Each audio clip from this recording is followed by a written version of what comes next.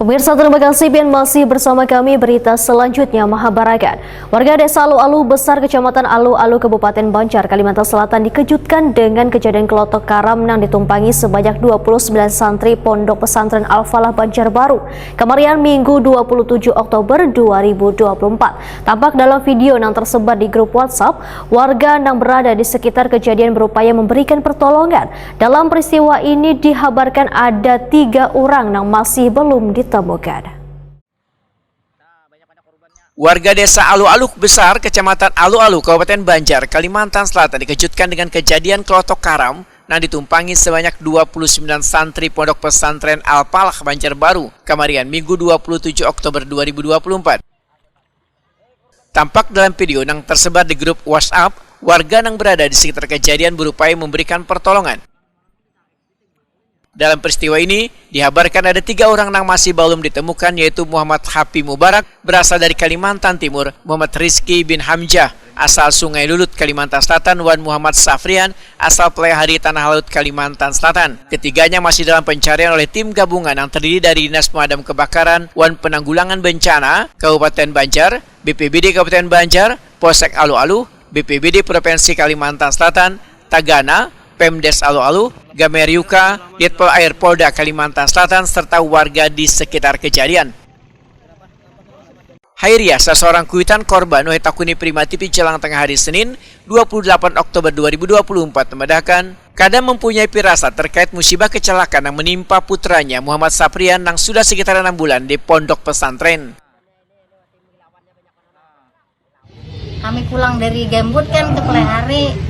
Pas HP ini habis baterai, habis kuota itu jadi orang mungkin ngabari kata kalau sudah sampai ke rumah baru pas sudah dapat kabar itu langsung ke sini lagi. Balik lagi langsung ke sini. Itu anunya informasi yang kalian peroleh dari ada agenda apa anak kalian ke sini? Ada temannya yang langsung ke rumah. Sebelum itu ada urusan undangan ustadz itu Bu ya. Kalau kami kada tahu ada undangan, anak kami keluar kada tahu. Ya, habis itu mungkin karena mau jalan-jalan naik kelotok gitu ya. Kan sekolah di pondok, biasanya kan bisa keluar kalau tanpa seizin ya loh. Ya, pondok. Pondok.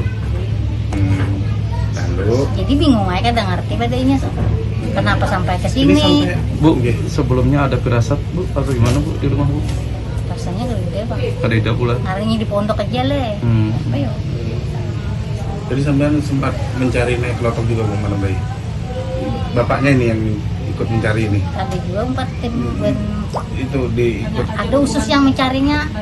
Oh, Mungkin sedikit harapannya apa sih Bu? Semoga cepat ketemu ulang. Iya, itu pengharapannya. ya. Apa tadi Bu?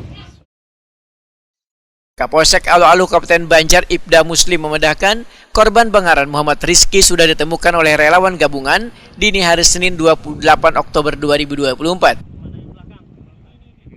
Jadi awal mula terjadi kecelakaan kelotok tenggelam ini, mereka ini pada awalnya dari Al-Falah, dari pondok pesantren datang ke sini untuk menghadiri hajatan guru atau ustadz mereka yang sedang melaksanakan pernikahan anak beliau.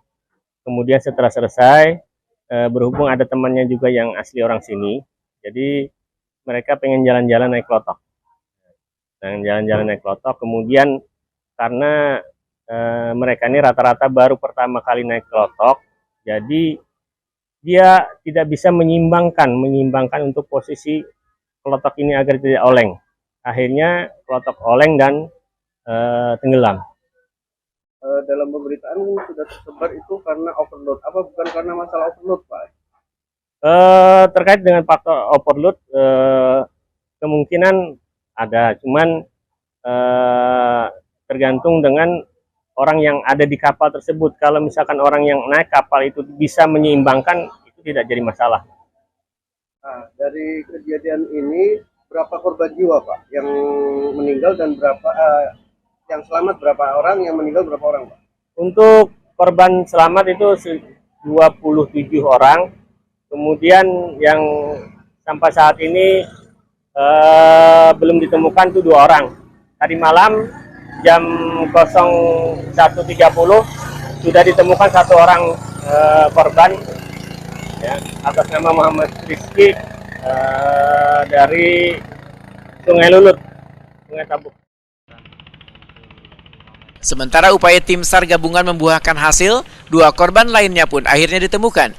Jasad Muhammad Hapi Mubarak asal Kalimantan Timur ditemukan pukul 23.05 WITA. Sedangkan Muhammad Saprian asal Plehari Kabupaten Tanah Laut ditemukan dini hari Selasa 29 Oktober 2024.